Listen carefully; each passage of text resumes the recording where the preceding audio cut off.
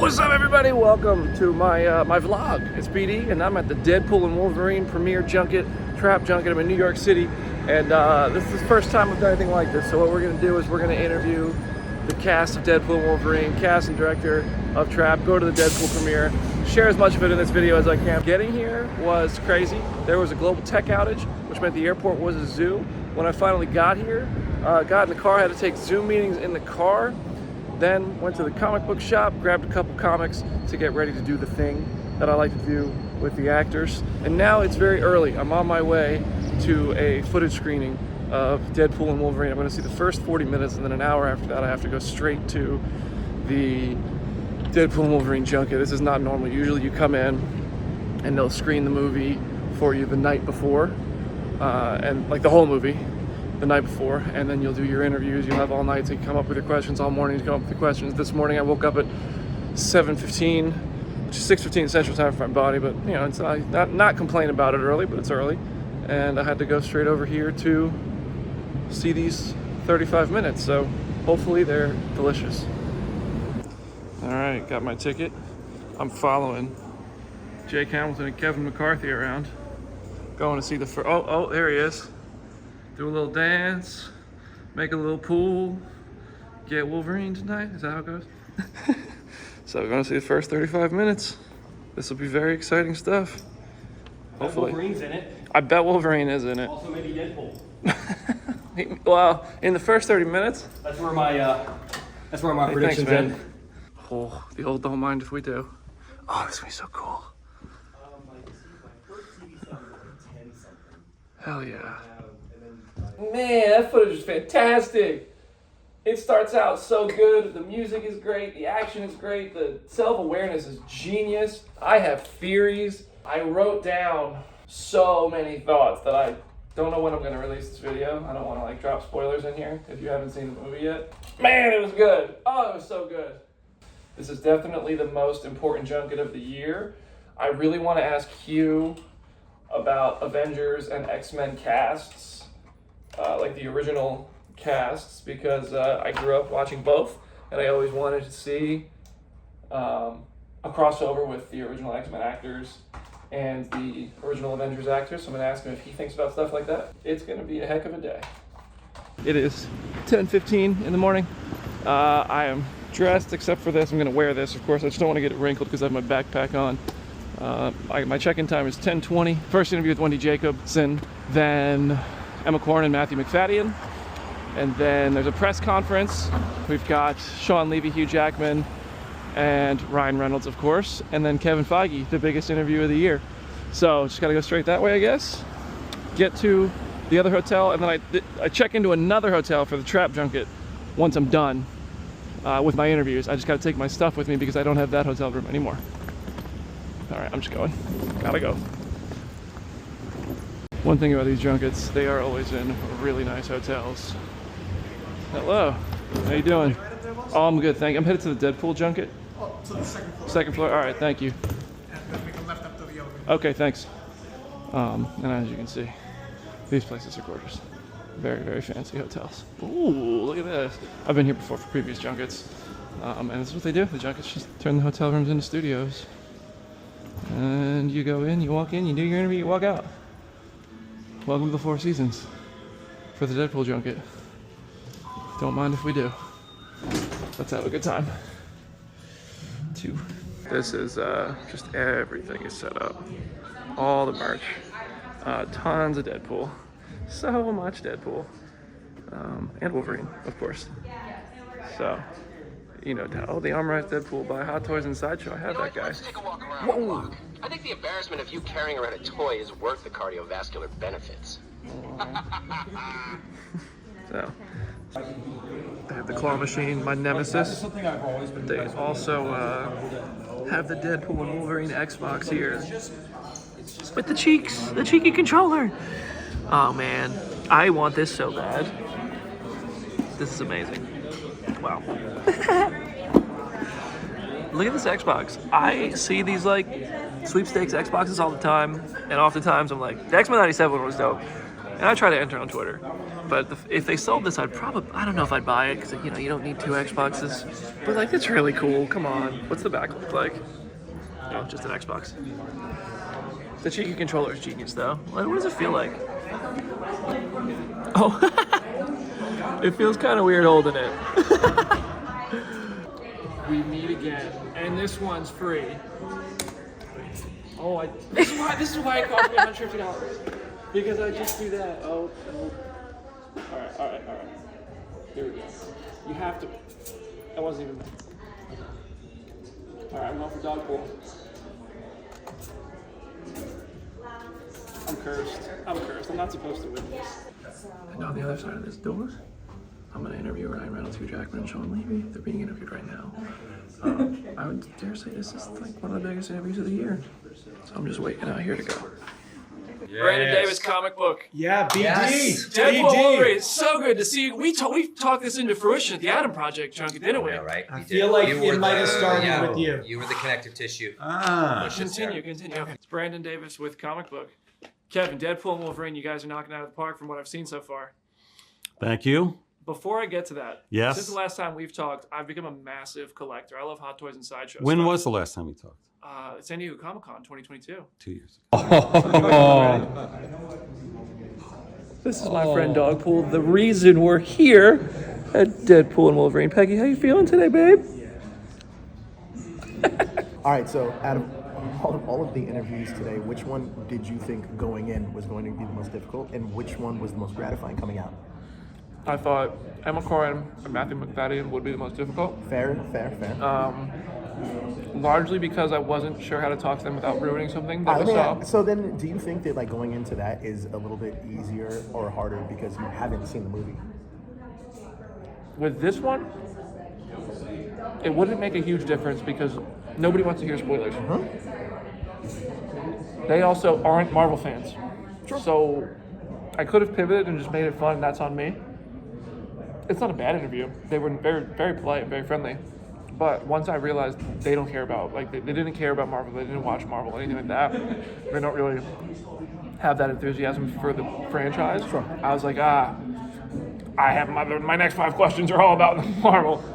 But they were really nice. That's Tom Wamsgams, you know? Did you ask a Succession question or a question about the Crown? I combined Succession into a question about Marvel. I said, did Succession, the hostile work environment that Tom Wamsgams worked in, prepare you for the questionable work environment that Mr. Paradox works in at the TVA? He got a kick out of it, but then, it was just, I mean, it's almost as if Tom, like at the end of Succession, this is what happens with Tom. He ends up as Mr. Paradox in the TVA. Yeah, kind of. And it could be a scenario. That's the origin story of Mr. Paradox, is Tom. My most gratifying was definitely Ryan, Sean, and Hugh, and I was very nervous about that because the 3 of them together in a short amount of time I felt like I was getting robbed because originally it was 2 and 1. So I was gonna say, with the 3 of them, I think one thing that people don't know that goes into this is how much stress we have going into a room like that, because in our jobs, what we do, it's we have to like get these pop-out stories that perform well. And with a trio, with 5 minutes, it may sound easy, it is not. No. It is so difficult. Well, because then it goes from 5 minutes with Ryan and Hugh and 5 minutes with Sean to 5 minutes with all 3 combined. So then all the 3 or 4 questions you thought you were going to ask Sean are now 1. Right. And the 3 or 4 questions you thought you were going to ask Ryan, he was probably 1 or 2, 1 to each of them, maybe a question to the group as well. And that's kind of how I played it. I walked in the room, took a quick photo with everybody, did the thing, which was awesome. It's the best thing yet. I'll post it on release day. And then sat down, question for Ryan, question for you, question for Sean that I hoped everybody would weigh in on, and that went perfectly, and everybody was so nice. So if this were a wrestling match, did you get all your spots in? Got all my spots, dude, and we improvised a little bit and added to it too. Oh, I like it. But we didn't go over on time. They weren't letting that happen. Not them, the people in the room. They ran over a very on-time junket today, which I appreciate as somebody who's ready to get out of here.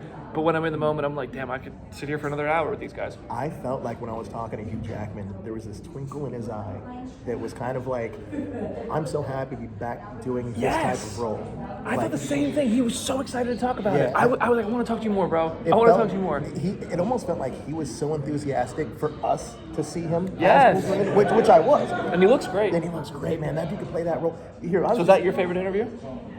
Oh man, I don't know. It's between that or Kevin Feige. They're all really good. Kevin's great. I wish I would have leaned more into off-topic questions with Kevin because he's a great sport about it. And I walk out and I talked to you before the interview.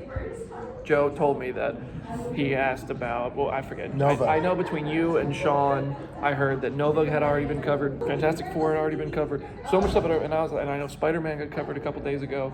So I was like, what's left for X-Men, me? yeah, X-Men got covered. So, I didn't even ask him outright about I asked him X-Men. about X-Men 97 stuff. I asked him about Gambit. But I should have asked, do you see X-Men as a movie, as a Disney Plus show? All Well, the that's above? what I said. What was the biggest challenge facing you, and what are you most excited for the X-Men cinematically? Yeah. And he answered. I gave a great answer about it.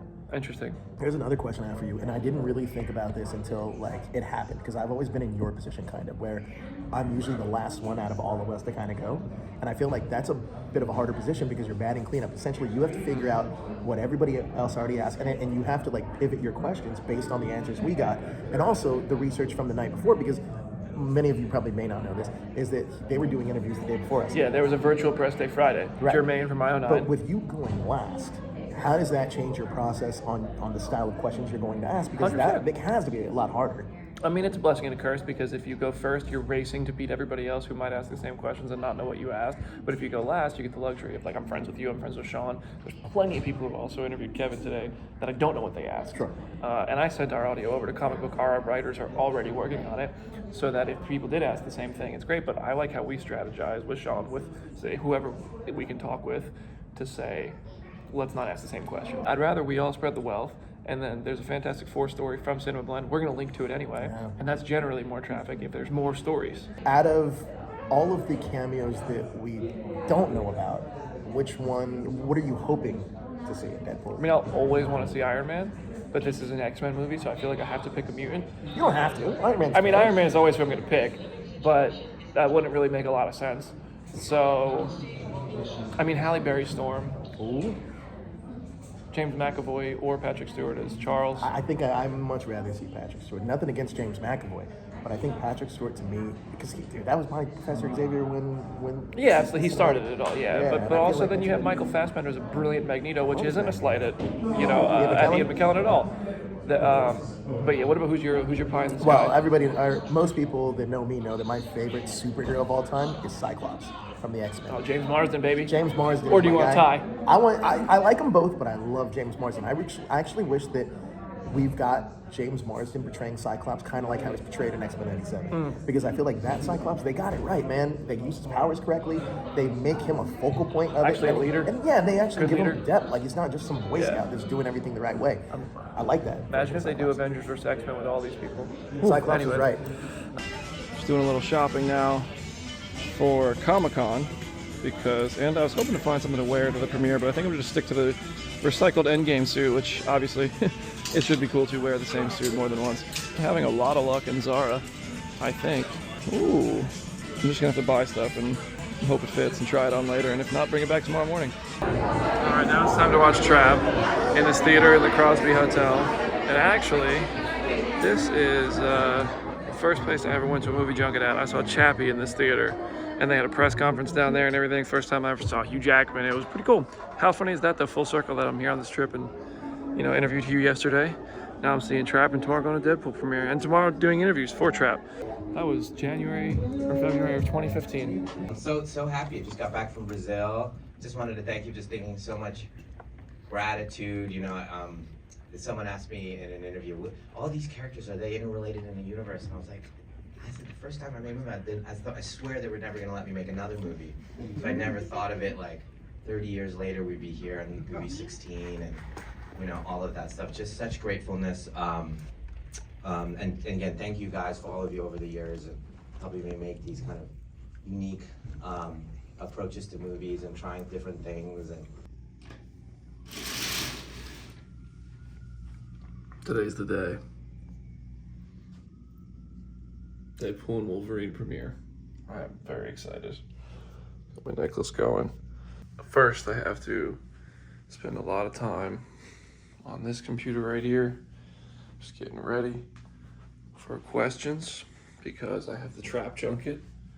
Saw Trap last night. It was okay. It was Josh Hartnett was amazing in it. So today I'm interviewing M. Night Shyamalan and the cast of Trap, and then going straight to a very early dinner with my buddy Cam And then after that, coming back here, putting my premiere suit on, and going to the premiere. So that's the day. Let's see how it goes. This is tomorrow's the final day because we're gonna do the interview with Aaron Stanford in the Paramount studio. All right, so this is the Trap Junket. I just interviewed M. Night Shyamalan in there, Salika Shyamalan in there, and Josh Hartnett right down the hallway down there. Joe, how'd your interviews go? Great. So now it's time to head over to Deadpool and Wolverine premiere. What a day. Busy day here.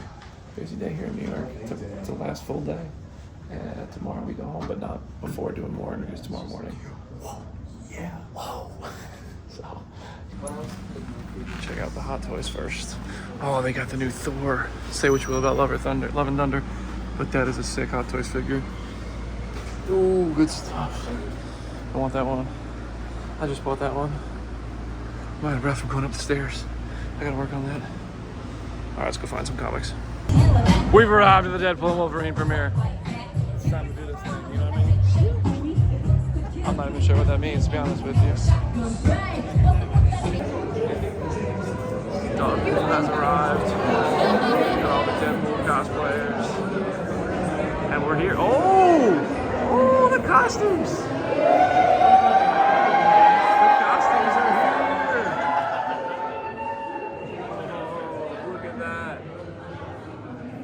That's gorgeous. All right, hold on.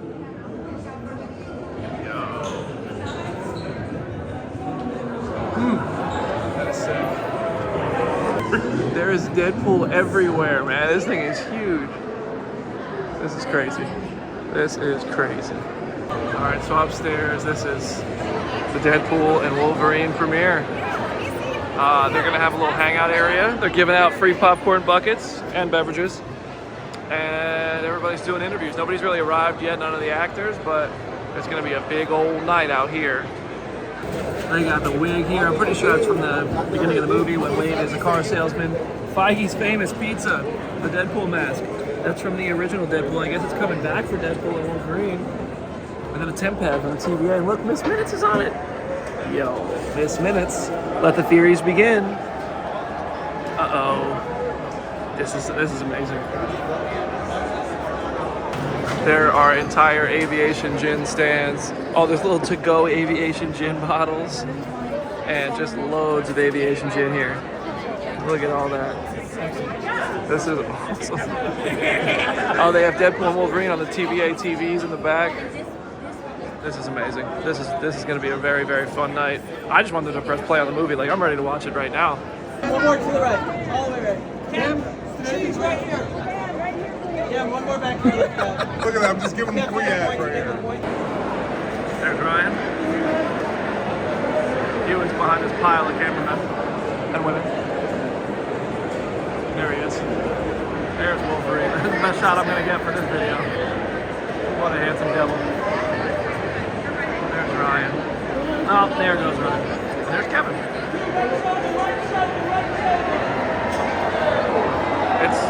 This is mad.